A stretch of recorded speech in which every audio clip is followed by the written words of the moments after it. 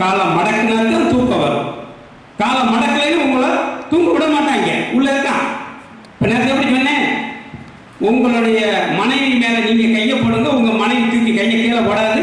ஆனால் உங்கள் மனைவி உங்கள் மேலே கையை போட்டால் போதும், 2 நிமிஷம் ஆகாது, எல்லா அமைதியிலையும் தூக்கி கீழே போட்டு விட்டுருவோம். அதை ஒருத்தர் சிரிக்கிறார், அவங்க சொல்றது கரெக்ட் தான் அப்படின்னு. அப்போ எவ்வளவு ரகசியங்களை எப்படி உள்ள புதைச்சி வச்சிருக்கான், இப்படி ஏகப்பட்ட விஷயங்கள் உள்ள இருக்கு. இதெல்லாம் நம்ம இப்படி இடத்துக்கு வரும்போது தான் இந்த மாதிரி செய்திகள்லாம் தெரிய முடியும்.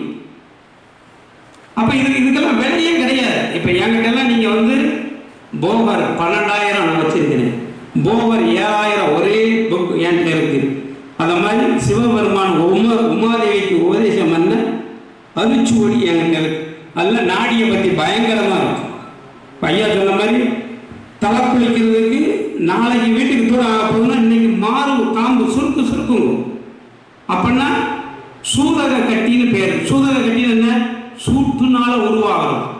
இப்போ ஒரு ஆடு வெட்டுறோம், தண்ணியாக விழுகும், பிளட்டு, அதை எடுத்து ஒரு ஸ்டவ்வில் வச்சாச்சுன்னா கட்டியாது.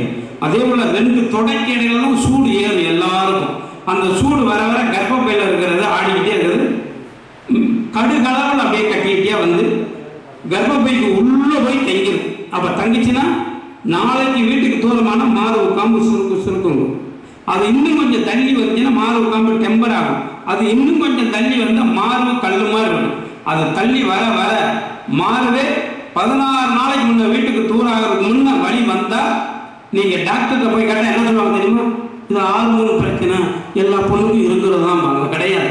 அந்த மாதிரி இருந்தால் குழந்தை தங்கவே தங்காது. என்னுடைய மருந்தில் அது துப்புரா குணமாயிடும், அதோட அவங்க அத்துப்போம். அது சிம்பிளான மருந்து தான். அது என்னுடைய புக்கில் போட்டிருக்கேன் எல்லாமே. என் புக்கில் எல்லா காரணமும், நான் வண்டியில் போகிறேன் ஆக்சிடென்ட் செத்துட்டா என்னோட அழிஞ்சு போய் இதை முன்னோர்கள் அவ்வளோ இதாக ஓலச்சுவடியில் சொல்லி அதை அப்படியே உங்களுக்கு எடுத்து போட்டிருக்கோம். பரிபாஷையில் இருக்கிற எல்லாத்தையும் தூக்கி இப்போ அவர் ஐயா சொன்னார்ல, தலை குளிக்கிறதுக்கு நாங்கள் உடலுறவு கொள்ளும் போது பெண்களுக்கு மாறு வலி வலிச்சா குழந்தை பிறக்காது, முழங்கால் வலிச்சா குழந்தை பிறக்காது.